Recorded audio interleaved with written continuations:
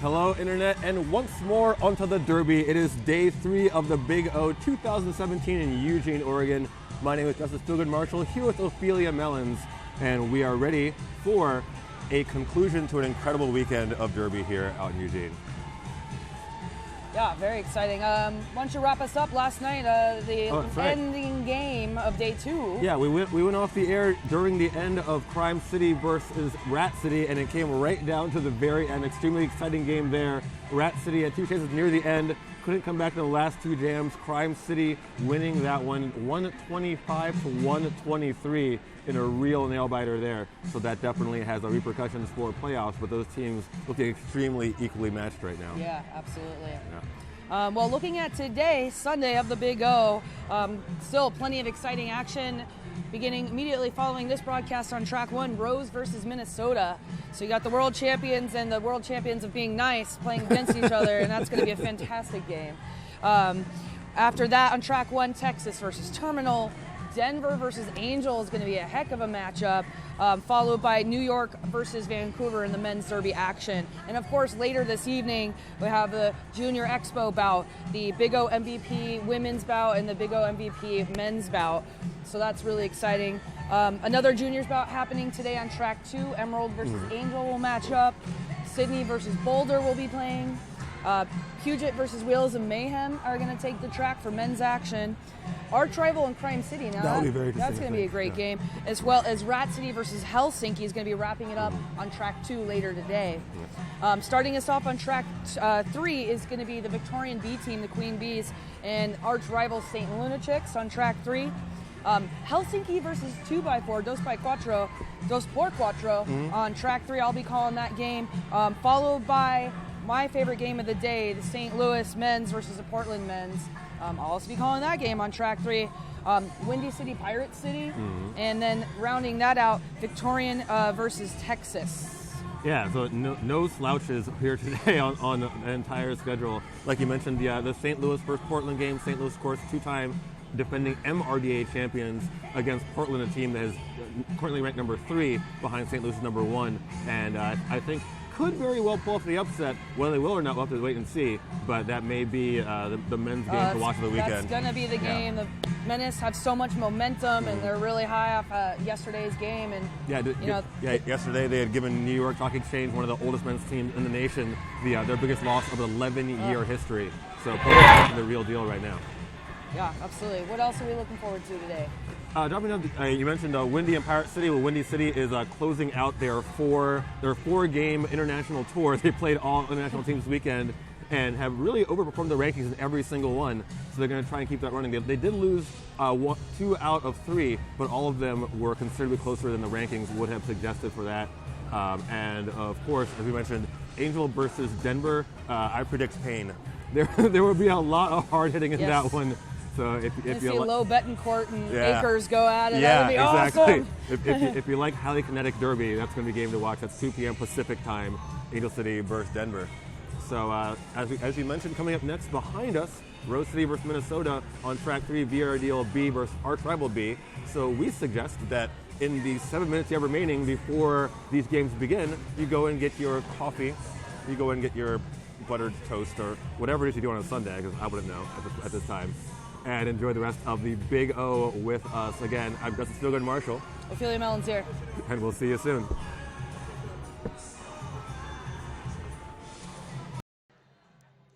Well, good morning, friends. You are joining us live on track 1, day 3, Big O 2017, live from Eugene, Oregon. I'm Mike Chex. Joined alongside me is Chloroform Cupcake. No, I'm October Revolution. Wow, I'm not awake this morning. I'm No, sorry. It's okay. Yeah, It's all right. we'll just cut that out post. We'll when we send it to the web, we'll do the correct intro. I hope Cupcake is listening right now. I hope so too. I'm sorry. Good morning. Good morning. We've got the Wheels of Justice taking on the Minnesota RollerGirls All-Stars. Would you like to introduce the team? Of course I will. First, we've got number 1400, Shock Therapy, number 1837, Diamond Rough, number 25, Hallucigen, number 28, Scarman Electra, number 3, Jacked Pipes, number 40, Crust Almighty, number 400, Brickyard, Number 422, Polly Punchkin. Number 5, Sherman P. Sampson. Number 667, Shiver Me Kimbers. Number 727, Hertrude Stein. That's the captain. Number 8, Smokeahannes. Number 84, Rhea Volt. And number 9, Secondhand Smoke. Their opponents decked out in their purple uniforms with silver trim, representing Portland, Oregon, Rose City's Wheels of Justice. Skating for them this morning, number 1, Frisky Biscuits. Number 127, Jessica Chestnuts. Number 23, Gallifrey. Number 26, Sarah Gaither, a.k.a. Nacho Lucky Day. Number 260, Envy Adams. 28, Alicia Nisbet Smith. Number 340, Bonnie Thunders. Number 4 is Jess Rivas. 401, Tarantula. 415, Hannah Jennings. Number 48, Brute. 523, Liquor and Split. Number 65, Ms. Dr. Joseph L. Simonis. And number 77, Lauren Much.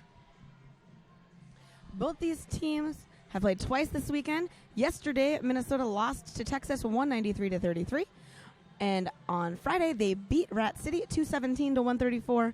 Yesterday, Rose beat Denver 222-154. And on Friday, Rose lost to Victorian Roller Derby League 187-123.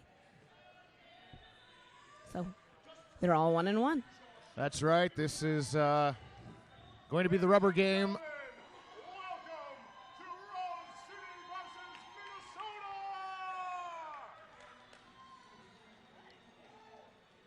I'm not quite sure what's going on with the house announce system, but that was Rich Mahogany, if you heard it.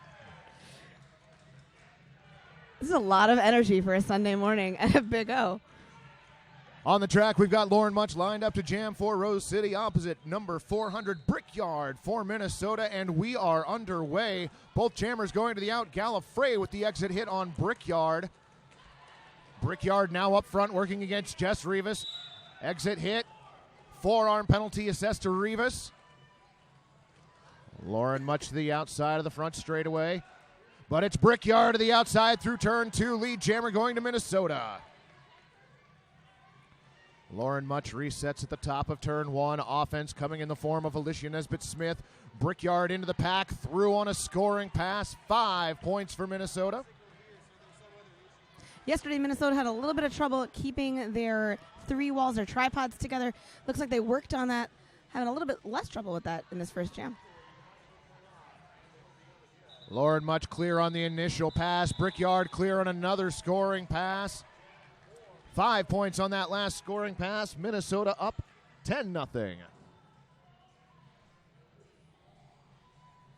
Great time to tell you that S1 helmets are durable, functional, stable. The S1 Pro knee pads are built for roller derby too. 10-0 to start out. Jacked Pipes out to jam for Minnesota. Bonnie Thunders jamming for Rose City. Nice offense at the front of the pack. Jack Pipes through. A lead jammer going to Minnesota. Bonnie Thunders now through the pack, clear on the initial pass, giving up about a third of the track. Jack Pipes into the pack. Calls it off in turn 2. 2 points picked up on that scoring pass. Awaiting the call in for Rose City's points on that jam. Scott Free out lobbying for 4, and he gets it. 4 points for Rose City, their first 4 of the game. We didn't see a whole lot of that in either of the games last night with the late call off from the jammer, but here, I think it's hard to know how fast Bonnie Thunders is going to hit a pack. Well, and how quickly she can stick that landing because, airborne. Yeah. So we got Brute jamming for Rose City. Brickyard back out to jam for Minnesota. Brickyard to the outside. Lead jammer Minnesota. Brute knocked down in turn 1. She recovers, but so does Minnesota's defense at the front of the pack. Exit hit on Brute. She will reset in the back. Meanwhile, Brickyard back into the pack, working on a scoring pass now for Minnesota. Brute forced to the outside of turn 2. She will reset. We've got a whistle in the pack, a forearm penalty being assessed. That's going to go against Secondhand Smoke. Brute still working on that initial pass. Great jammer containment on display by Minnesota so far. Brute clear on the initial. Brickyard calls off the jam. 4 points for Minnesota.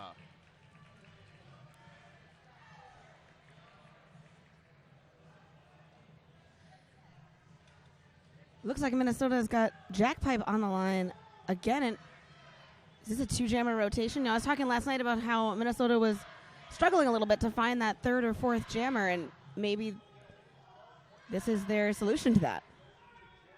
16-4, your score on the board. 26 minutes, 30 seconds left in the first half. Lauren Much out to jam again, opposite the aforementioned Jacked Pipes. Jack Pipes forced to the inside by Jessica Chestnut.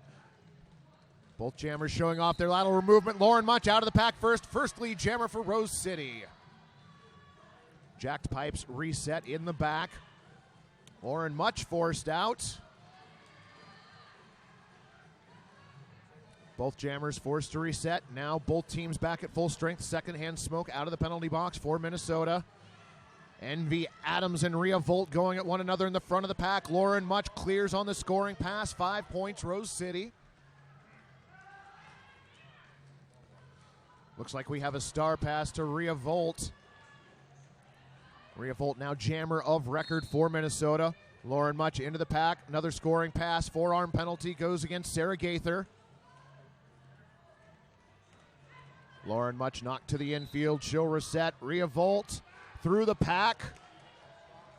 Forearm penalty called. That is going against Jessica Chestnut. Jam called in turn 2. 5 points for Rose City. Big thank you to one of our sponsors, Bruised Skate News, the original over-the-shoulder roller skate holder. 100% skater-owned and operated. Find us on Facebook, Instagram, or at bruisedsn.com. 10-point jam for Rose City. Minnesota still leads by 2. Bonnie Thunders out to jam opposite Gertrude Stein.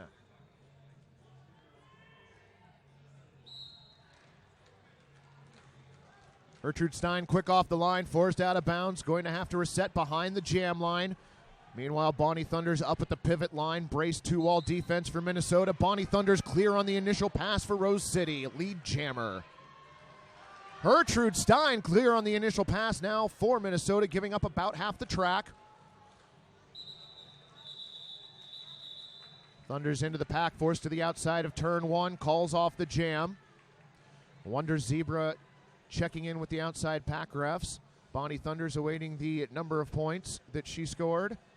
Credit for 3 on that scoring pass. That's our first lead change. Rose City 17, Minnesota 16.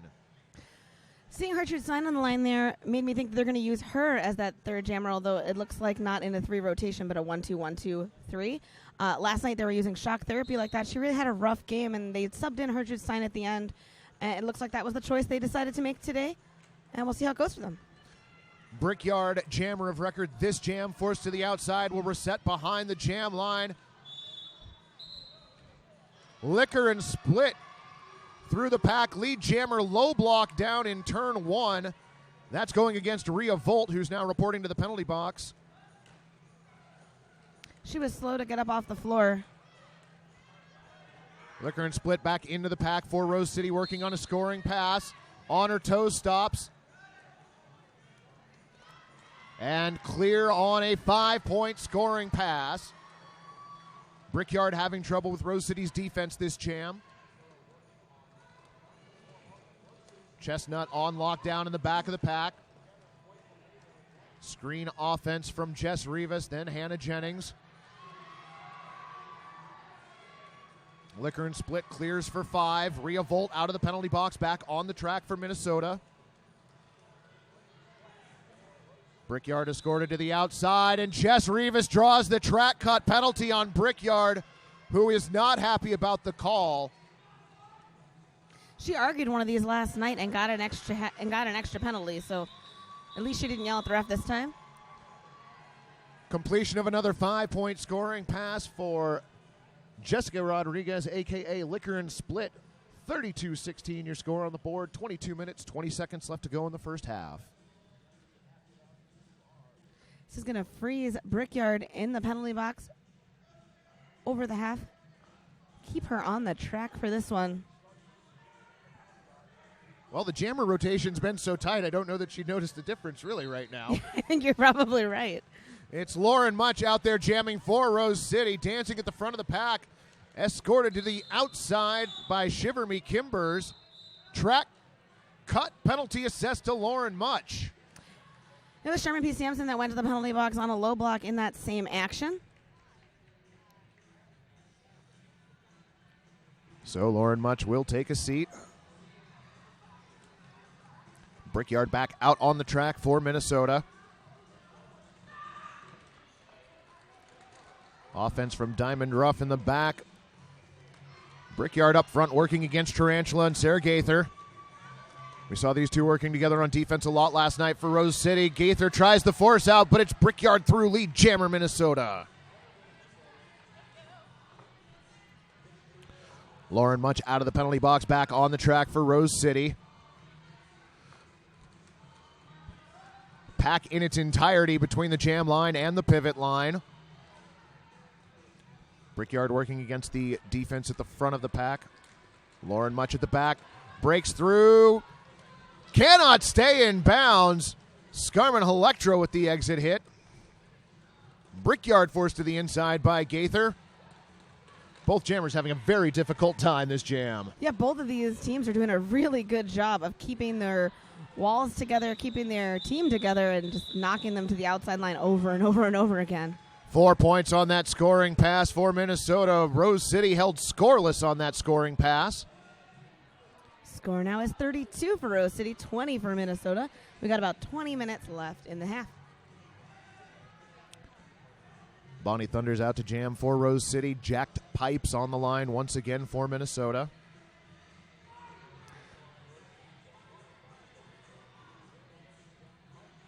Empty penalty box to start the jam.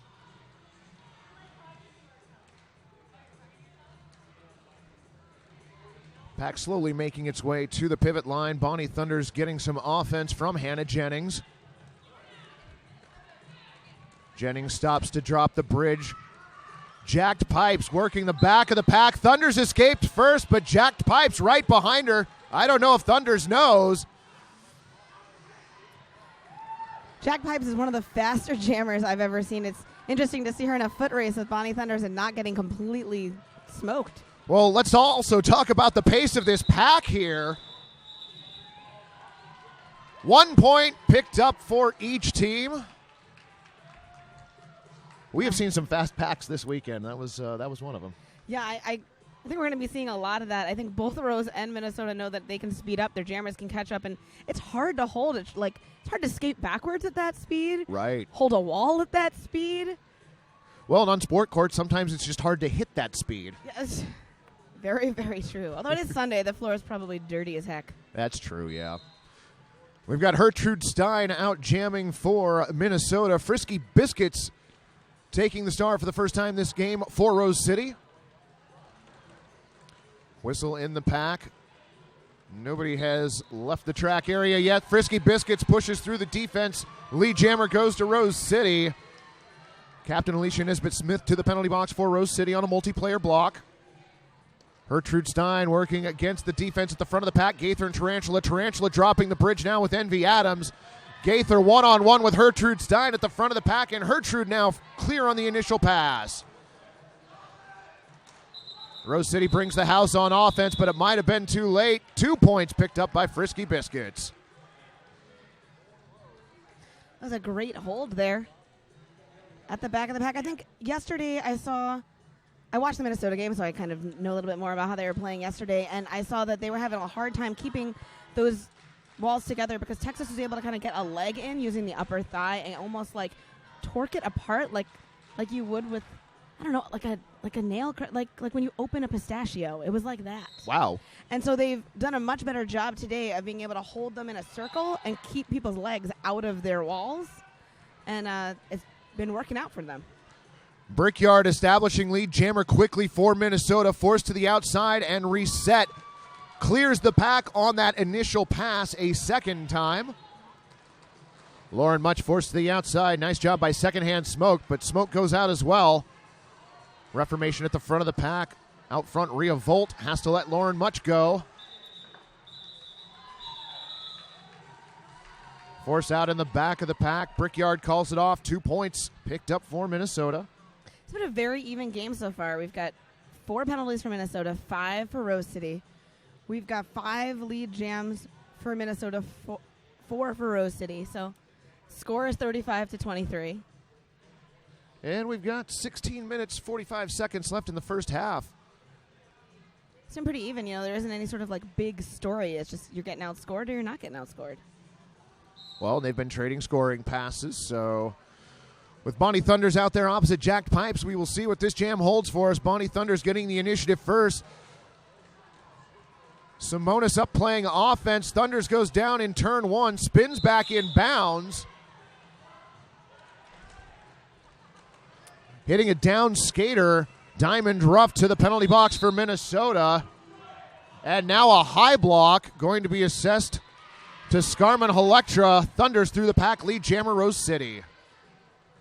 Yeah, it looked like Diamond Ruff was trying to position herself for the positional block when Bonnie got up, but she got a little too close and made contact.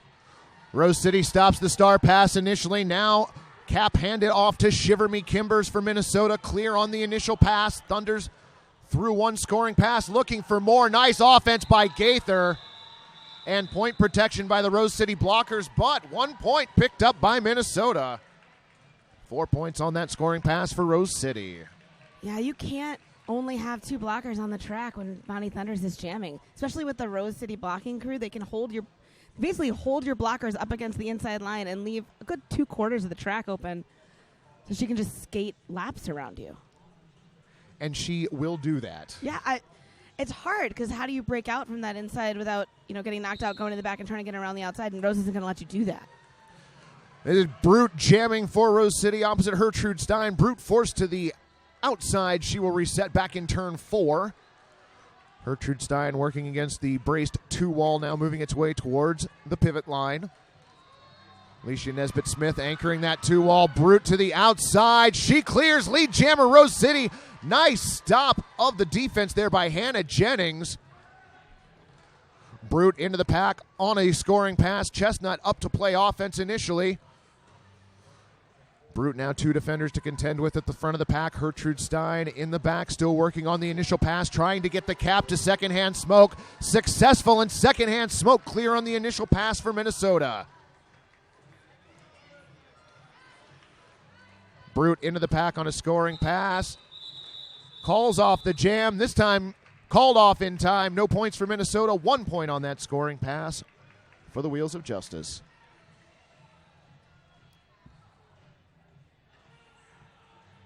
Hit this Derby gear. Derby owned and operated. Before you hit the track, hit this. If you happen to be here, you can visit the store in Salem, Oregon, or online, if you're not here, at hitthisderbygear.com. Specializing in custom gear fitting and skate tech services. Brickyard out to jam opposite Lauren Much. Lauren Much forcing her way into the defensive formation of Minnesota at the front of the pack. Brickyard forced to the inside and will reset behind the pivot line. Lauren Much splits the defense at the front of the pack. Lead jammer Rose City. Minnesota bringing the offense to the back of the pack. Brickyard deposited to the inside, forced to reset. Lauren Much low into the outside through turn 1. 5 point scoring pass Rose City.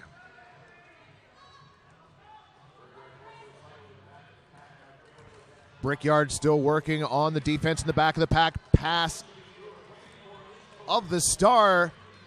That to Sampson. Sampson now jammer of record for Minnesota. Lauren Much working against a brace 2-wall at the front of the pack. Rose City all defense at the back of the pack. Brickyard trying to play offense. Simonis up to play offense for Rose City. Much to the outside. Completes a 5 point scoring pass. Sampson knocked to the inside, forced to reset. Lauren Much into the back of Sampson. Back block penalty. Power jam, Minnesota. It's going to go 2 minutes because Lauren Much was lead. We've got about 41 seconds left in the jam. Sampson into the pack. Minnesota trying to help her through. Minnesota trying not to allow Rose City to get into any sort of defensive formation. Shiver Me Kimbers into the middle of the formation. Nice penalty kill by Rose City. Lauren Much out of the pack, back onto the track. Gaither offense on the inside. Lauren Much knocked down. 3 points on that last scoring pass for Rose City. That was 13 points on the jam for Rose City. Minnesota hasn't scored more than 2 or 1 point in quite a bit. Score now is going to be 63 Rose City, 24 Minnesota. The last time they had a full 4 points was in Jam 7, and that was 7 whole jams ago. We're going to see if Jacked Pipes can stem the tide. Bonnie Thunder's out to Jam 4, Rose City. Whistle quickly as the jam started. Forearm penalty going to go against Hannah Jennings. Jacked Pipes knocked to the outside, going to reset. Bonnie Thunders working against Diamond Ruff.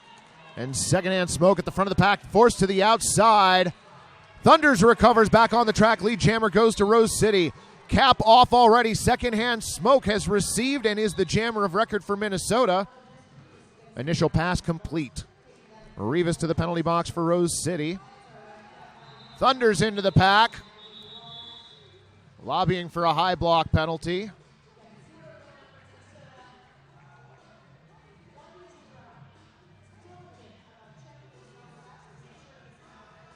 Does not get it and heads back to the bench area. So far, the only jammer on the Minnesota line to have gotten lead is Brickyard, whereas it's been a bit more balanced for Rose City, with 4 leads going to Thunders and then 1 apiece going to the rest of their jammer core. Liquor and Split, one of those jammers. Gertrude Stein jamming for Minnesota. Liquor and Split on the inside, forcing her way through the defense. Multiplayer block whistled. Liquor and Split through for lead jammer. Scarman Electra reporting to the penalty box for Minnesota. Gertrude Stein through the pack, clear on the initial pass. Liquor and Split barrels her way through the pack.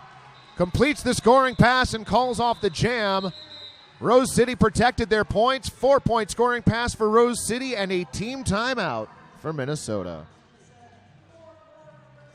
It's a good time to thank some sponsors like Rydell Skates. The Big O is brought to you in part by Rydell and the all-new Solaris. Solaris, the performance you demand, the comfort you've been missing. It's a good time for Minnesota to take this time out, I think. You know, they were holding it even. They were, not entirely even. They were behind in the score, but they were hanging in there. And really, in the last 4 jams or so, it started to open up, multiple point scoring passes being scored on them. And it's a good time to have a regroup and a calm down. Well, it looks like the penalty numbers are about even there. I think there's a difference of 1. I think Rose City actually has 1 more penalty than does Minnesota. Yeah, I mean, both of them have had 1 power jam apiece, although when Minnesota gave up their power jam, Rose was able to score 15 points on that. That was really where the point differential was before about 5 jams ago when it opened up. And the 1 power jam that Minnesota had, of course, had been completely killed. They didn't even complete their initial pass on that jam. Rose City's defense locked down a little bit further after that first 10, 15 minutes or so. Yeah, I think so. I also think that they were able to draw some more of those penalties in when Minnesota is chasing the jammer out to try and stop them from getting lead. You know, they're able to kind of knock them off their feet and get those penalties, those forearms and direction of plays and stuff like that in order to diminish the Minnesota blocking core. I believe that is number 400, Brickyard out there jamming for Minnesota. Bonnie Thunders jamming for Rose City. Exits turn 1 with lead jammer. Brickyard has the star off the helmet, forced to the outside of turn 1 by Gallifrey. Bonnie Thunders working against a defensive 2-wall anchored by secondhand smoke. Offense coming in the form of Hannah Jennings. Minnesota's defense resets slightly up front. Thunders to the outside, clears on a 5-point scoring pass. Scarman Electra, nice offense. And Brickyard now through the pack, clear on the initial pass. Gallifrey up for offense for Bonnie Thunders. She clears on a 4-point scoring pass and calls off the jam.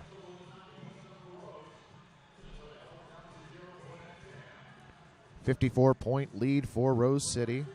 The last time these two teams met was last year at the Big O, and Rose City won 250 to 127. But that was a very different Rose City and a different Minnesota. Wow, yeah, that's true. Isn't it? Wow. It's weird when you think about it. Right, so we've got Brute out there jamming for Rose City. Can't quite see the number in the back of the pack, though. Forearm penalty in the back of the pack. That goes against Jess Rivas. That's Jacked Pipes jamming for Minnesota, but Brute through the pack. Lead jammer going to Rose City. Jack Pipes trying to get around Simonis. Simonis, nice one-on-one out front. Jack Pipes on the inside, though, clears the initial pass. Brute clear on a scoring pass, calls off the jam. 4 more points for Rose City. Yeah, a little bit of confusion there as Jack Pipes was pushing out, was able to break up the pack. It was almost a line more than a grouping. And the Rose City jammer just scooted around outside it, got those 4 points, called it out, didn't take a risk. Called it off. Minnesota's defense has only allowed Rose City 1 scoring pass in the last 3 jams, which means they're getting their jammer out. Isn't it 4 in the last 3? No, 4 of the last 3. Yeah, okay. Yeah. There was the one where Bonnie had 2. Okay. That is Frisky Biscuits out there jamming for Rose City. She clear on the initial pass, but there's Gertrude Stein also out of the pack for Minnesota. Each team down 1 blocker. Pack speeds up here, which we've seen quite a bit of. 2 points picked up for Frisky Biscuits. Minnesota held scoreless, and you're right. The pack has been very dynamic in its speed so far this game. So Rose has had 8 lead jams in a row now. And the score it's a 50-point game. Or a 60-point game. I can math. It's not Sunday. What? 60 point. I mean, so you're right in that really we've only had 2 jams in those 7 that have had multiple scoring passes. So Minnesota's doing a great job of holding the jams tight and quick. Next step is just making sure they can get their jammer out first. Brickyard going to try and do that now. Forced to the outside. Lauren Much jamming for Rose City. Shiver Me Kimbers to the penalty box for Minnesota. Brickyard into Lauren Much. Down hard in the first turn. May have gone face first into the sport court there. Lauren Much back into the pack, working on a scoring pass. Forced to the inside by Smokahannes. Smokahannes then getting a little bit of offense for Brickyard. Brickyard goes down, forced to reset. Lauren Much got a little bit of offense from Chestnut. Now clear through the pack on 5.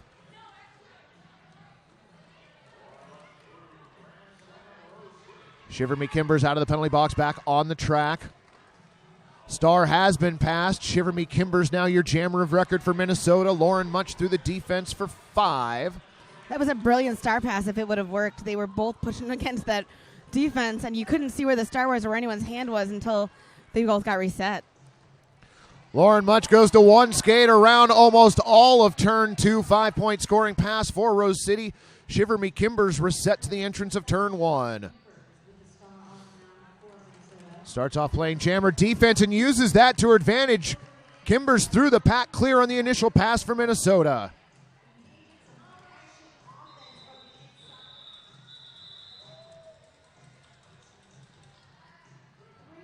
Three points on that last scoring pass for Rose City. That pushes their point total above 100. That was the single highest scoring jam we've had so far in this game. Really? Yeah, and which is pretty impressive when you think about it. We're 20 jams done of this game, and we've had 1 15-point jam and 1 18-point jam, and that's really it for the big ones.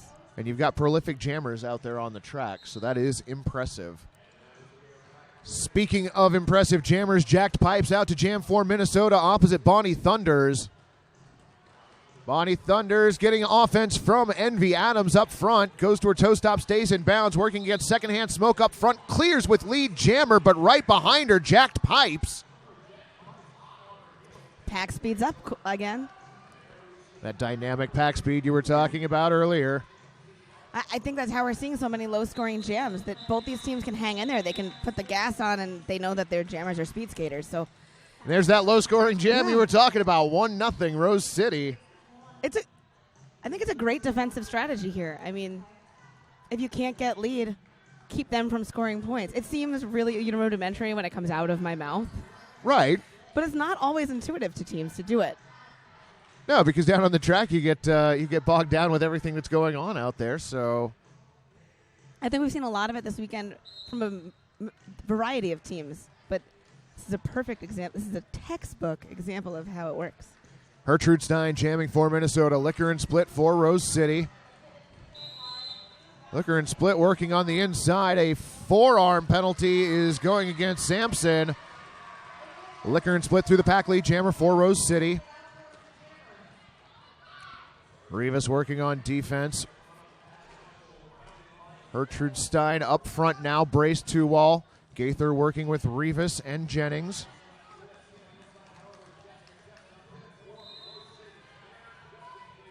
It's now 11 leads in a row for Rose City. Multiplayer block, hallucinogen to the penalty box for Minnesota. Liquor and Split through the pack for 5.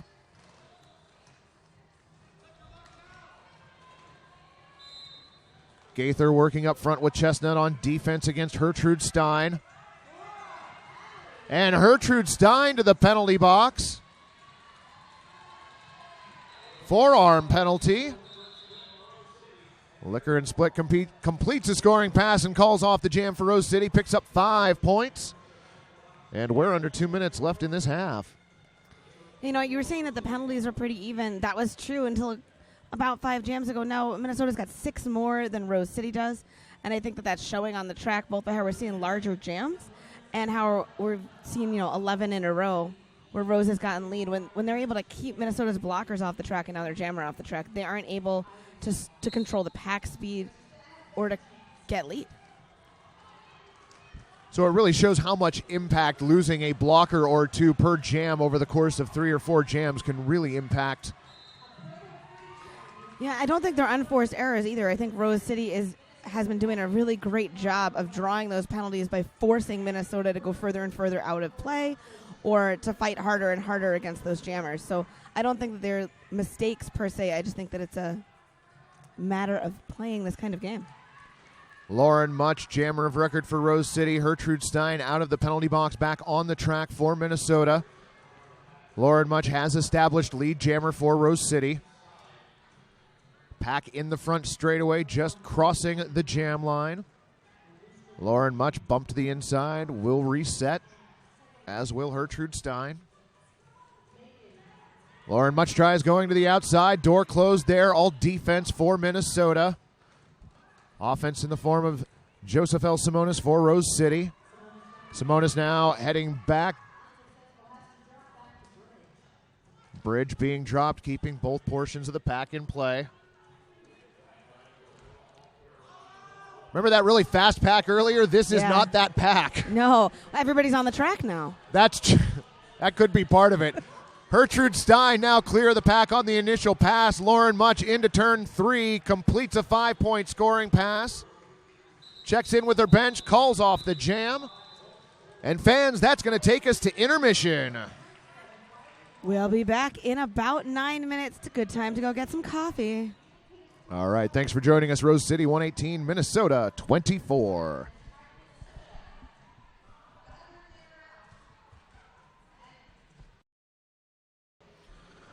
Welcome back. You are joining us live on Track 1, Day 3, Big O 2017. We are here getting ready to start the second half between the Rose City's Wheels of Justice and the Minnesota RollerGirls All-Stars. Let's get into some stats from the first half, shall we? Yeah, let me talk to you about top scorers. So for Rose City, we've got Lauren Much with 46 points. And she jammed 7 times and was lead 3 of those. And then Bonnie Thunders has 29 points. She jammed 7 times and was lead 6 of those. So I think that's interesting to see who might have been a more effective jammer in the first half. For Minnesota, Brickyard has 20 points, and she got lead 4 times, and those 4 times are the only 4 times that Minnesota had lead in that first half. If you want to talk about penalties quickly, you've got 16 for Minnesota, 10 for Rose City, And no one penalty sticks out to me as the most penaltied, except for maybe forearms. Fun fact, only 2 cuts in the first half of this game overall by both teams. Wow, yeah, Brickyard and Lauren Munch each picking up 1. That's it. Used to be, so has the new cutting rule changed roller derby? Shruggy emoticon? That's fair, yeah. Two track cuts in the first half with defenses as prolific as these two teams are. That's pretty impressive. Lauren Munch, jammer of record. Brickyard, your lead jammer, jamming for Minnesota. Minnesota starting out the second half the way they started out the first half. Brickyard into the pack, round the outside. Jessica Chestnut up last bit of defense. Did not land the hit. 5-point scoring pass. Lauren Munch still working on the initial pass. Pack finally at the first apex. Brickyard forced to the outside by Chestnut. Minnesota doing a good job here recycling the brace in the front. Just as I say it, Lauren Munch breaks free. Lauren Munch finally able to push apart the defense at the front of the pack. Brickyard still working on a scoring pass. Calls off the jam inside turn 1. 4 points on that scoring pass. It's been almost 20 jams since Minnesota has scored, so this has got to feel pretty good for them. Coming out of halftime, able to, oh no, is that a point correction to 3? It was. All right. So that was an 8-point jam then for Minnesota. 118-32 the score on the board. Jacked Pipes out to jam opposite Bonnie Thunders. Jack Pipes hasn't yet gotten the lead in this game, but is normally one of Minnesota's more effective jammers. Bonnie Thunders has gotten lead in this game, in fact, 6 of 7 times. Looking to go 7 of 8, forced to the outside of turn 1, spins around the defense at the front of the pack. Polly Punchkin tried to get a hit on, but Thunders clear. Lead jammer Rose City. Jack Pipes clear on the initial pass. Thunders completes the scoring pass, calls it off. 4 points, Rose City.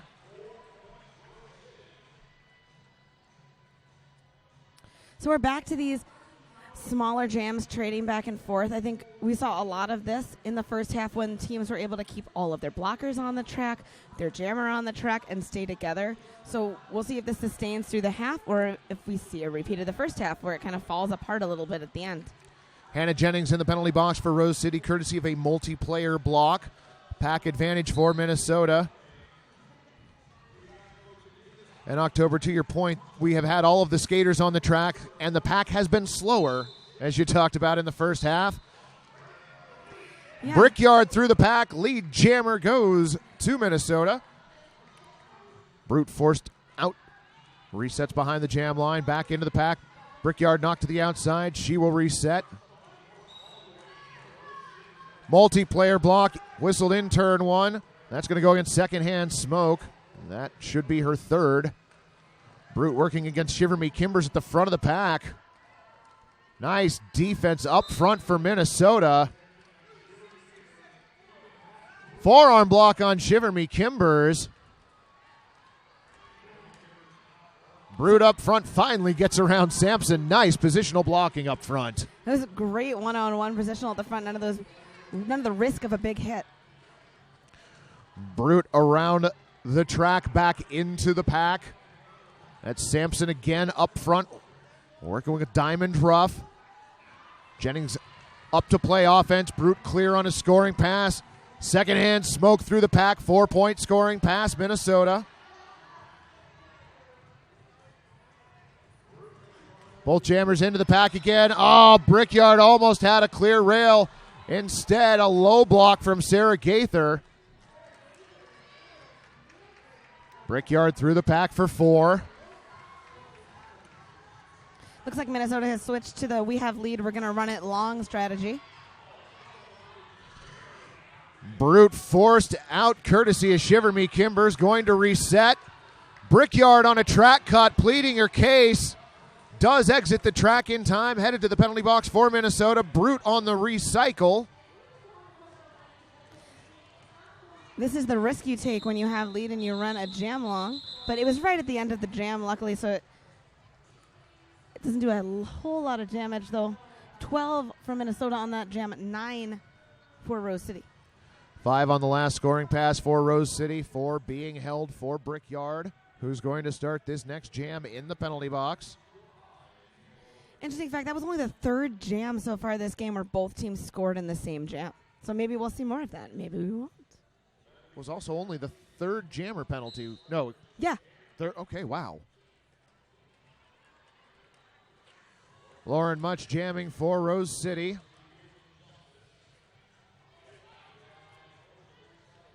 Brickyard in the penalty box. Lauren Much through the pack. Lead jammer goes to Rose City.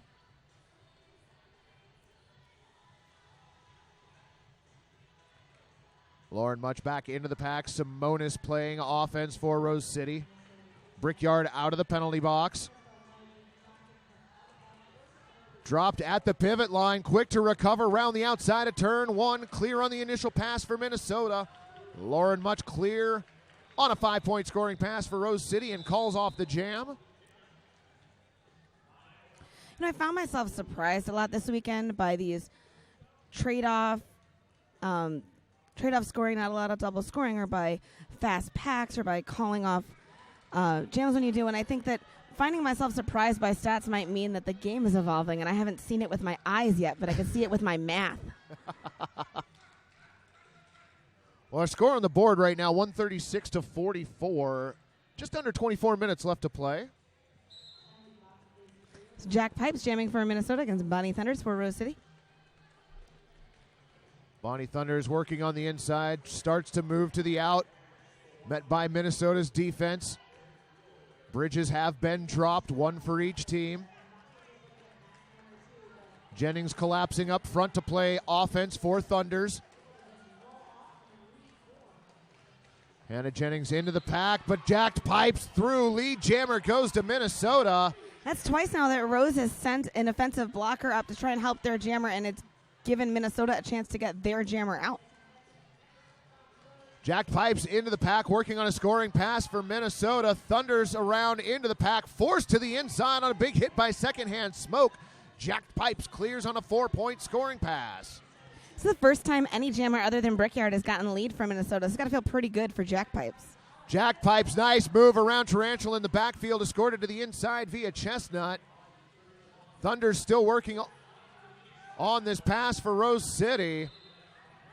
Direction of play penalty being whistled down in turn 3. We could see that from here. Yeah. 4-point scoring pass for Bonnie Thunders. That's secondhand Smoke that got that direction to play penalty. Pack entrenched in turn 3. Occasionally blockers dropping back to recycle or getting pushed forward, but has been entrenched in that turn for quite some time. Hannah Jennings playing offense momentarily for Bonnie Thunders. Multiplayer block up front. Thunders pirouettes on the inside of turn 4, leaves with 4 points.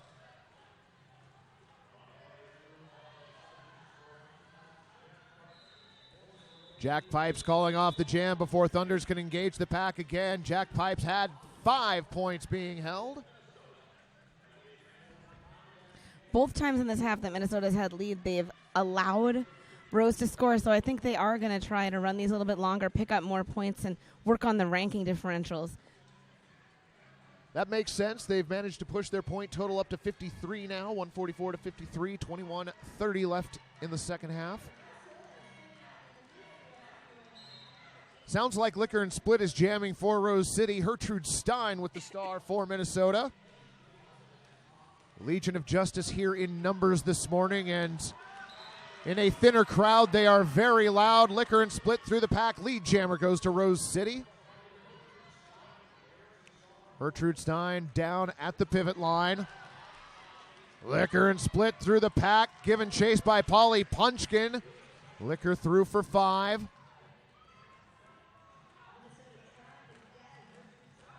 Nice footwork by Gertrude Stein. Still struggling against a brace 2-wall now at the front of the pack. Gallifrey working with Simonis. Multiplayer block leveled against Gallifrey. She will report to the penalty box for Rose City. Liquor and Split being kept at bay by the defense of Minnesota. Rhea Volt anchoring a brace 2-wall with the swing on the side. Rose City brings offense. Liquor and Split calls off the jam before Hootred Stein can pick off any points. 3 points for Rose City on that pass.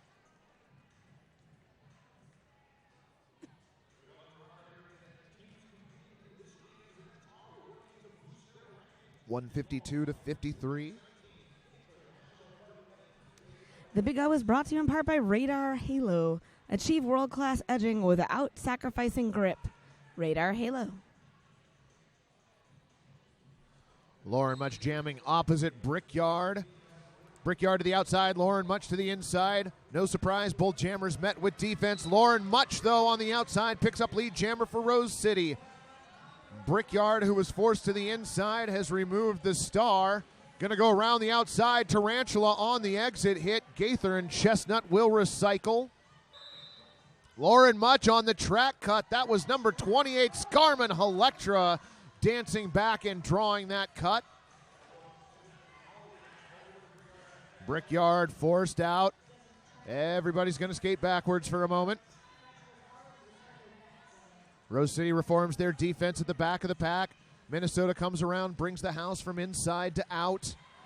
Brickyard couldn't quite take advantage, though, escorted to the outside.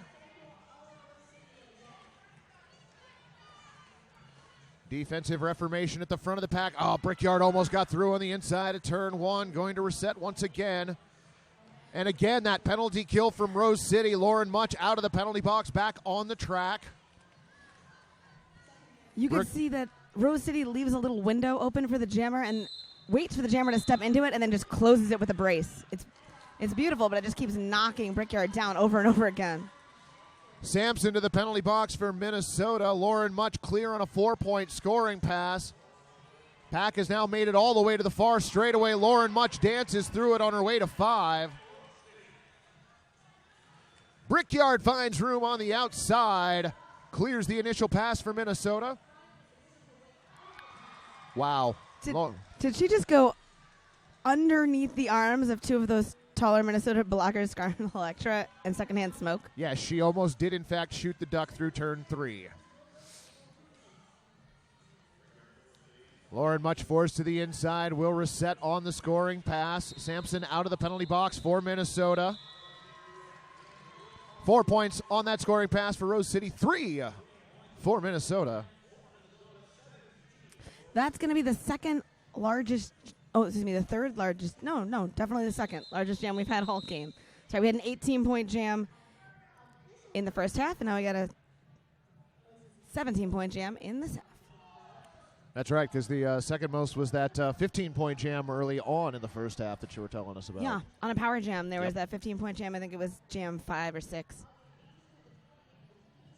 So we have an official timeout down on the track. Head referee Cirrhosis over addressing the Minnesota coaches. It's a good time to tell you about RollerCon. Don't forget to save the last weekend in July for the best time of your life. July 26th through 30th. You should go to RollerCon.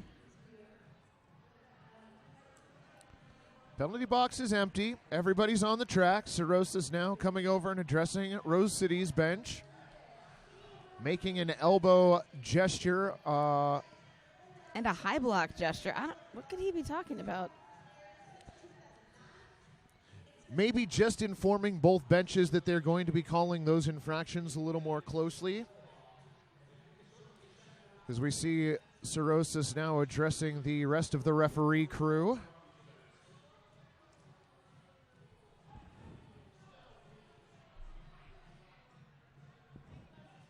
You're right. It was just a warning for some unsafe high contact. All right.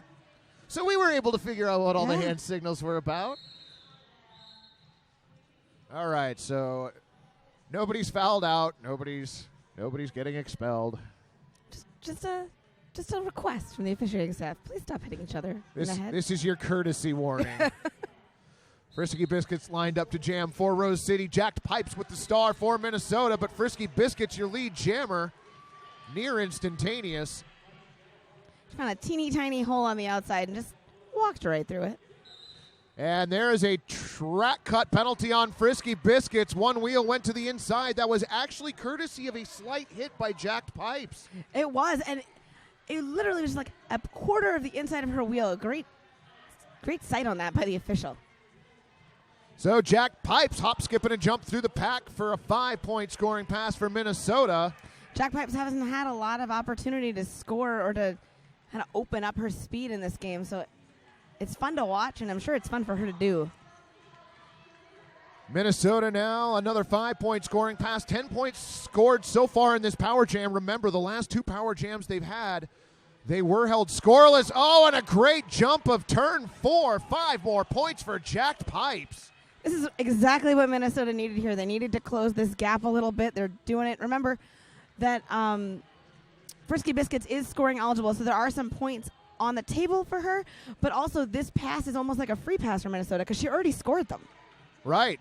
Diamond Ruff with the force out. Jess Rivas then with the force out on Jacked Pipes. We are going back in time. All the way back to the entrance to turn 3. Frisky Biscuits back out on the track.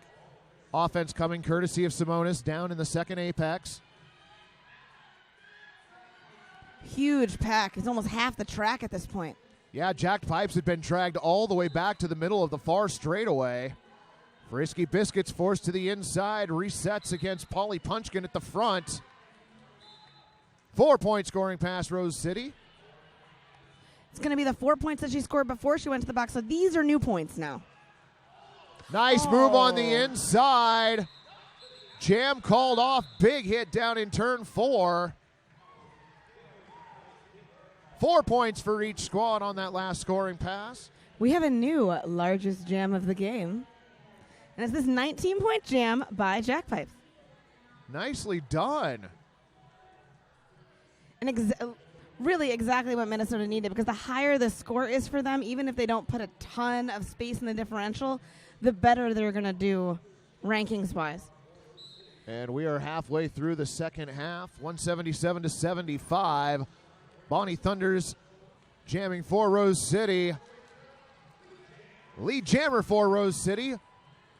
Wheels of Justice taking advantage of the 4-2 blocker advantage they had at the beginning of this jam.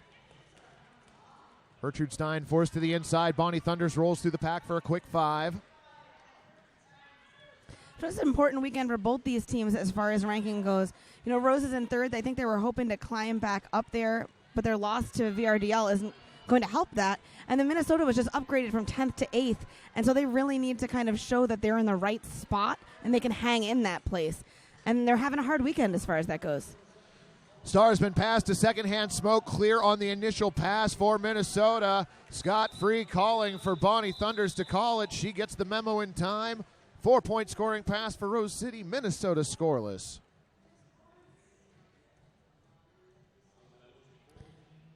It was a 14-point jam for Bonnie Thunders. We're seeing more of those bigger jams in the second half, I think. A little less conservative now that they felt each other out. Well, and, you know, single bout fatigue setting in. We're into the later parts of the second half here. We're into the later parts of the weekend, too. Both of these teams have played really hard games earlier in the weekend. You are very, very right about that. Brickyard out to jam once again for Minnesota. Brute with the star for Rose City. Brute spinning out inside, then out, forced to the outside of turn 1. She is going to be reset. Brute again going to that outside. Well defended by Minnesota. Tries spinning to the in. Brace 2-wall offense from Hannah Jennings. Frees Brute. Lead jammer Rose City. Gallifrey shuts the door on the outside. Everybody goes down. Brickyard knocked to the outside. Forced to reset. Simonis again playing offense for Brute. Brute spinning into the pack. Minnesota's defense keeps reforming around her. Both teams with a brace 2-wall and 1 bridge. Diamond Ruff for Minnesota dropping the bridge. Jennings for Rose City. Pack constricting. Jennings up now for offense. Crashes from the inside. Brute spins through the defense. Still in the pack. Brickyard forced to the inside. Very close there. Whenever Jennings drops up to do that offense, it does leave a little bit of space for Brickyard to try and find a hole. She almost made that one, but Jennings saw it at the last second and covered that inside line.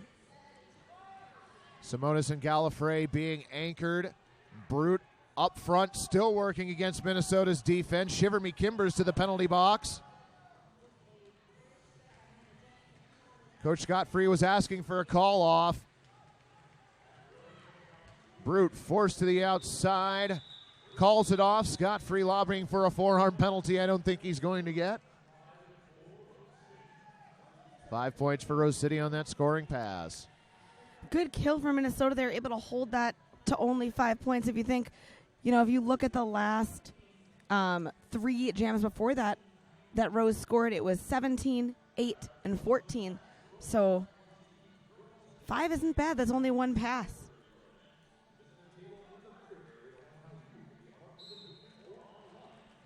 Jack Pipes jamming once again for Minnesota. Lauren Much jamming for Rose City.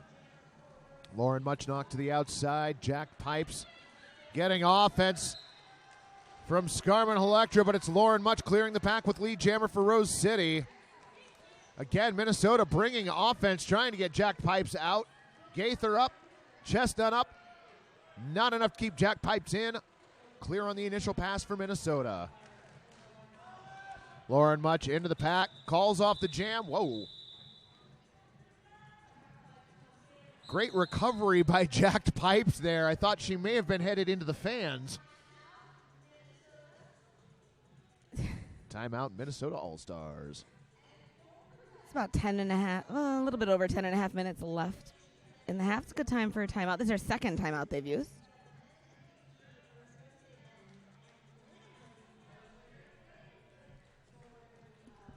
This timeout brought to you in part by Moda Skates. Moda Skates, for skaters, by skaters. Check them out. That is Moda, M-O-T-A Skates. This action also brought to you in part by Left Turn Clothing, uniforms that move with you. You can find them online. Just look for Left Turn Clothing. Looking at the penalty count, we've got 25 for Minnesota, 17 for Rose. So still I wouldn't say substantial amount more for Minnesota, but significant. I think significant is the right word to use. Yeah, and, penalties are hard. And not only because you're a point, which, is kind of rudimentary, right? You're sitting down, someone can score on you by passing one person, but also because these tight formations are so important to defense now, and having the fourth person to fall in and take the brace part when somebody falls or gets knocked out of place is super important. You can kind of see that when Rose uses one of their 4 blockers for offense, it does weaken their defense. Right, we've gotten to the point where it's almost all 4 blockers needed to contain these jammers. Jammers like Bonnie Thunders, who is already through the pack with lead for Rose City. Gertrude Stein pushing out the defense at the front of the pack, brace to wall. Hannah Jennings has the brace. The other thing that's really impressive is how blockers will take a moment, play offense if they can on their way either up or back, depending on where they're transitioning through the pack. Yeah, and especially they have a really good eye for where they are as the bridge, and if they can take a moment to stop, if the back half of the pack has moved up enough, that they can take a moment to stop bridging to play offense, then get back and bridge. Gertrude Stein has passed the star to Rhea Volt, who clears the initial pass for Minnesota. Jam called by Rose City after putting 5 more points on their side of the scoreboard. And, to go back to talking about defense as we've been talking about, I think it's evolved so much, especially in the last 2 years. You used to see, a game like this, which is, I wouldn't say is 100% lopsided, but, Rose City is having a much better day than Minnesota. And maybe you would see 300 to 120 or 300 to 100. And now very, very tight, low-scoring games. That Rat City, Crime City game last night, and it was in the 70s till almost the end of the game. Defense is getting more stout. It's getting harder to be a jammer. Yeah, yes, it is. Speaking of jammers, that's Brickyard out there doing work for Minnesota. Liquor and Split with the star for Rose City, and Liquor and Split to the penalty box on a forearm penalty. Decides to go old school and takes the long way around the track to the penalty box. Surety was moving pretty fast in that direction. Out for a Sunday stroll, perhaps. Brickyard runs into Tarantula. I do not suggest that. Tarantula doing a great job of watching the outside line, especially in those apexes where you kind of pull away from the lines a bit. She just has her eye on it. Was being held back as the GOAT by the Minnesota blockers, has rejoined the blockers at the front of the pack for Rose City, now bracing that 2-wall. Jess Rivas dropping the bridge. And this is that Rose City penalty kill that we've seen most of the bout. There was that one jam where Minnesota lit them up, but a return to form here, so to speak. Yeah, Brickyard's really having a hard time breaking through the tripod once she gets in it. And anytime they kind of leave her a door and make it look like they're going to have a door, they shut it back up again. And she's been living in that very bad place that we won't call what it is. Liquor and Split pushing the defense out now. Last line of defense, Crust Almighty at the front. Liquor and Split through, clear on the initial pass. Minnesota still eligible for lead jammer. Brickyard finds room. Comes down, Jess Rivas tries to catch her, and a low block. Brickyard to the penalty box. They kind of fell on top of each other, and when Brickyard was getting up, she took the legs out from under the Rose City blocker as they both stood. Jam called off, official review being called by Minnesota. I wonder if they're going to posit that neither of them were upright yet, that it wasn't impact because if the Rose City blocker wasn't in play because she wasn't standing when they both tumbled a second time. That's a great point. I definitely agree with you that it will most likely be over that call, but no, that's a great way to approach that. Yeah, when I was watching it, look, they both went down, and as they were getting up, the Rose City blocker either kind of got a skate in the shin or something under her wheel, and she fell a second time. But I'm not sure that she was standing and had established position there, so I don't know if there's impact.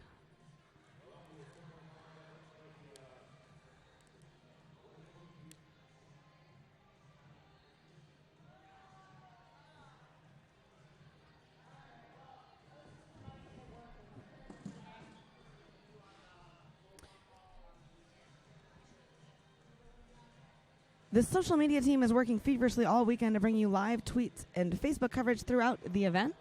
Having a little bit of microphone trouble, so we'll let you know what this call is about in a minute.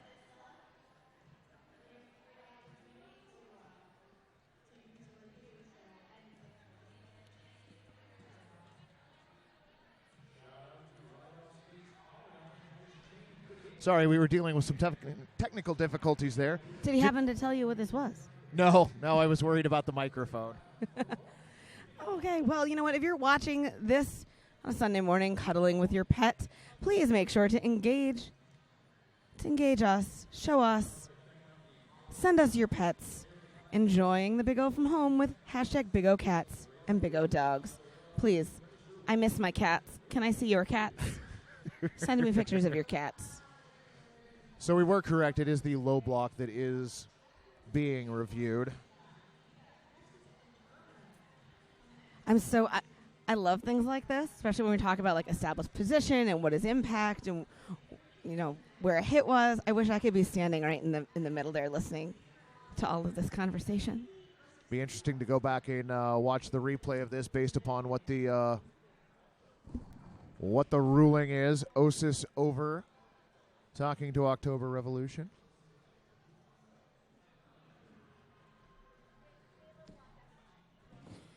They decided that the fall was a result of the kick from the blue blocker to the purple blocker, the blue jammer to the purple blocker, so they won't retain their review. The call stands. So they were looking at impact, I guess maybe based on if the second fall, if the tumble was caused by the contact, and it was. Gotcha. All right, well, now we know what they're looking for in that instance. It's a very interesting conversation, I think. On the track, that is Frisky Biscuits jamming for Rose City. Brickyard in the penalty box for Minnesota, courtesy of that low block, which was not overturned. Multiplayer block at the front of the pack. That's going to go against Diamond Ruff. It's going to be her fifth, I think. No, her fourth. For a second, I thought we were going to see the pack take off until Rose City was able to trap Rhea Volt in the back. Good one-on-one blocking in the front by Scarman Electra. Brickyard out of the penalty box, fakes the star handoff to Rhea Volt, goes to the outside and clears on the initial pass. Frisky Biscuits into the pack and into the penalty box. Forearm penalty, Rose City. This is a good opportunity for Minnesota if they're able to capitalize on it, although they haven't so far in this game. Only one of those power jams were they able to do. But remember, they're not lead, so this is going to be a 2-minute jam. Brickyard getting offense from Scarman Electra. Gallifrey, originally trapped in the back of the pack as a goat, escapes. Seems like both teams had a conversation about pack speed and goats and slowing down the pack at halftime, because we haven't seen a whole lot of those quick packs we were seeing in the first half. Well, and maybe that is one of the adaptations each team chose to make, was to try and reassert their defense by keeping a goat in the back and keeping the pack slow. Frisky Biscuits out of the penalty box, back on the track for Rose City. Another great penalty kill by Rose City. Indeed. Brickyard forced to the outside, going to reset in the second straightaway. Frisky Biscuits knocked to the infield. She's going to be reset all the way to the exit of turn 2.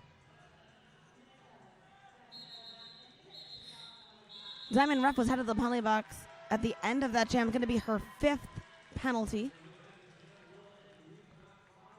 4-point scoring pass for Rose City. And a 5-point scoring pass for Minnesota. Minnesota had lead 4 times in the first half. So far, only 3 times in the second half. We got 4 minutes and 50 seconds left in the game. Jacked Pipes out to jam for Minnesota. Lauren Much for Rose City. Jacked Pipes, an extremely clean game so far, has yet to visit the penalty box. Lauren Much low to the outside through turn 1. Lead jammer Rose City.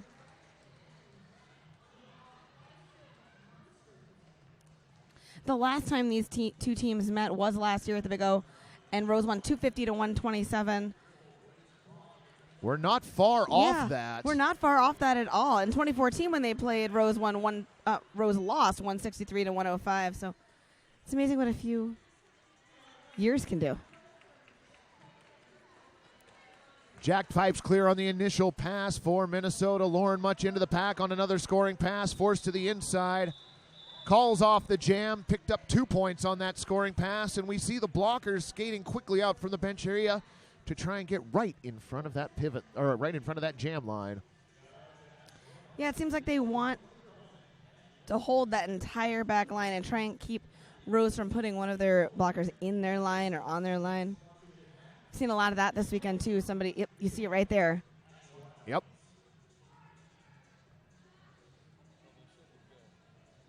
I believe that is Simonis. On the outside, yes Yeah. indeed. And you saw there where Bonnie Thunders went to the out.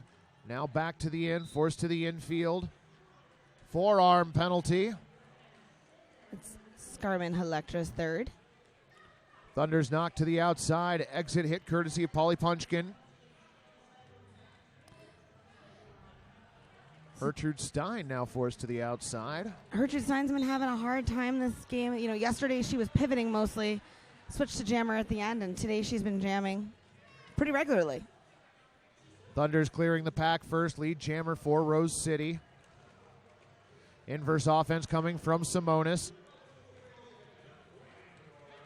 Now working on the inside. Scarman Electra back into play. Thunders through the pack for 5. Star has been removed and has been passed to Rhea Volt. Rhea Volt sets up behind Simonis and Envy Adams.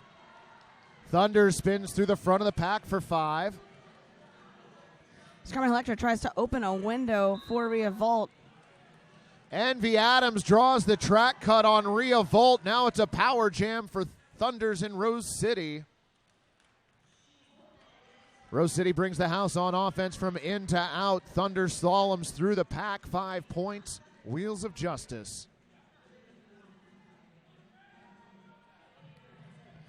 Looks like Rose City has Sampson as a goat in the back holding this pack slow again. Simonis drops back and creates the larger portion of the pack in the back. Pack constricts in the second apex. Thunders calls off the jam. Rhea Volt stuck in the penalty box.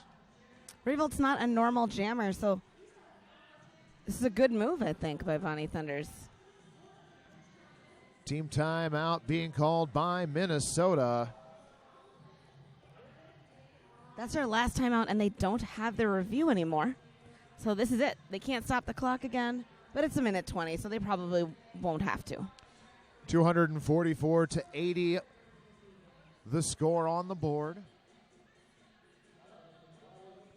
So we were saying this was kind of close to that last game, but it's not really anymore because Rose City is very close to that 250, and Minnesota's about 40 short of that 125.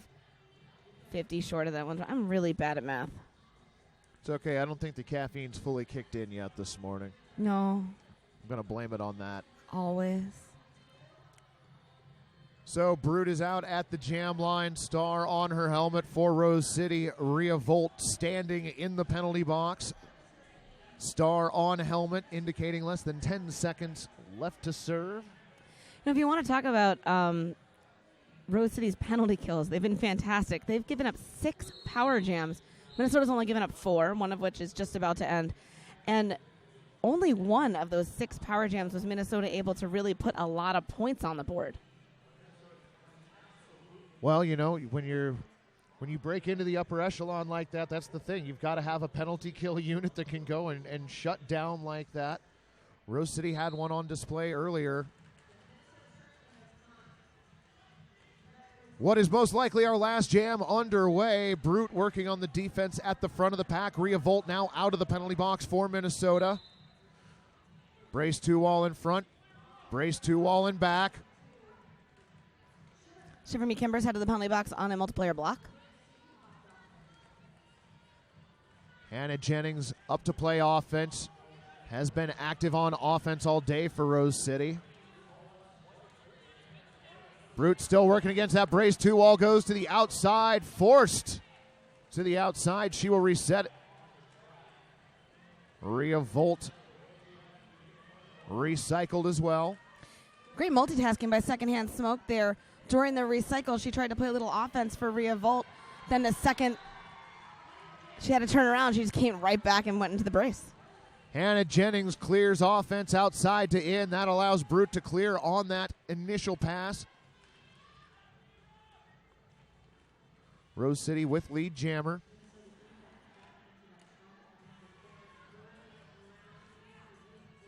Rhea Volt pushing against the defense at the back of the pack. Whistle down in turn 3.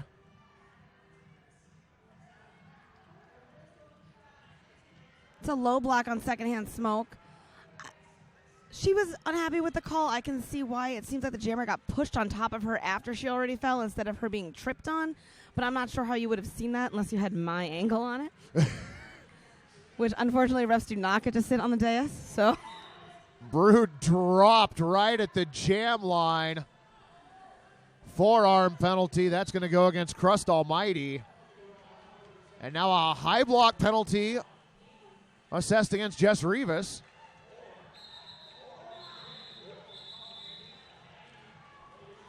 Five more points picked up by Rose City, and that is our game. It's only a 5-point jam by Rose City there. Considering that Rhea Volt only got out at the very, very end, that's actually pretty impressive. The unofficial final score right now is 80 for Minnesota, 249 for RCR. So Rose City going 2-1 this Big O weekend. Minnesota falls to 1-2. Yeah, I think it might be a disappointing weekend for Minnesota, who I think is expecting to come in and solidify their ranking and maybe increase it. I don't know. I haven't sat down and done the math on this game. I'm not sure if it's going to help or hurt them rankings-wise, but it's not going to be like a big boom that a very close game would have been or a win against Texas last night would have been. So, you know, it's an uphill battle going into this summer. Well, the nice thing is we are still early on in the season, so plenty of time for both of these teams to make their push towards playoffs. But that is it for these teams' involvement this weekend. Rose City, your victor in official final score, 249-80. It has been a pleasure. It's been delightful. I hope you have a good Sunday and a wonderful Sunday morning. And enjoy the rest of the games today. All right. Thanks for joining us. We'll be back with the next game shortly.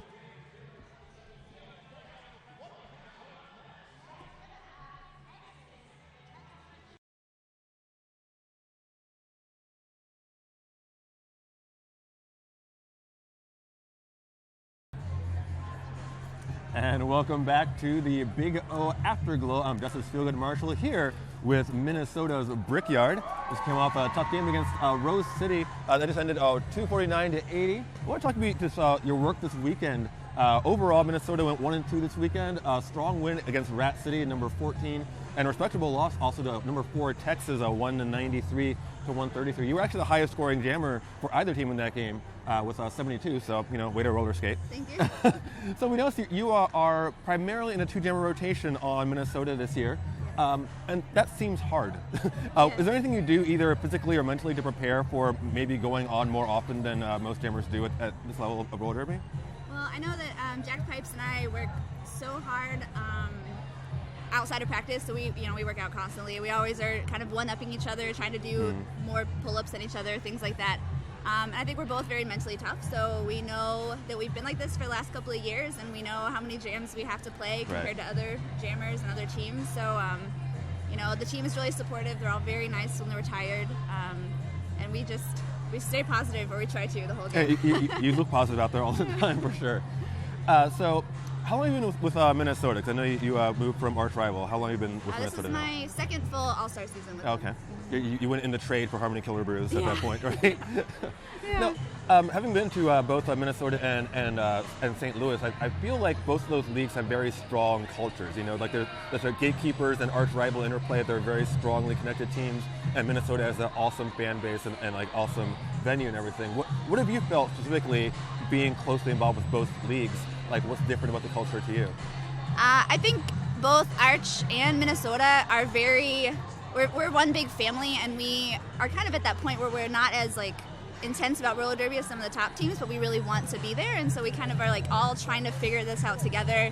I mean, Arch just went to champs for the first time a couple of years ago, so and in Minnesota, we're always just trying to fight to stay in this kind of top 10 spot. So I think it's just this mentality of you're not number one, but you want to be, but you know how much farther you have to go to get there. So we all are just so supportive for each other. And we're Midwesterners, so we're very nice. I put in some time in the Midwest as well. So and Arch is still really nice to us, and we love them. So they won't play us this year, but that's okay. Well, actually, that brings us to our next question. What is next for Minnesota this season? So we have just kind of an off game that we're going to play probably in end of May, and then we're going to go to Sibling Rivalry and play some awesome teams there too. And then really that's it before we prepare for playoffs. So Sibling Rivalry in St. Louis. In St. Louis, yep. I think almost good here. We got Minnesota playing Gotham, Denver, and Dallas in that one, so that should be pretty good. Yes. And so WFTDA and MRDA action down there in St. Louis, so it'll be a good time. So thank you very much, Brickyard. Enjoy talking to you all the time. Thank you. And I hope that you're enjoying the show. We'll be back on track 1 coming up next here. Behind me, Texas versus Terminal on track 1. Also got Helsinki versus 2x4 on track 3 coming up at noon, which will be a very good one as well. And on track 2 at 12:30, Sydney versus Boulder. So once again, Justice Feelgood Marshall here with Brickyard at the 2017 Big O Afterglow.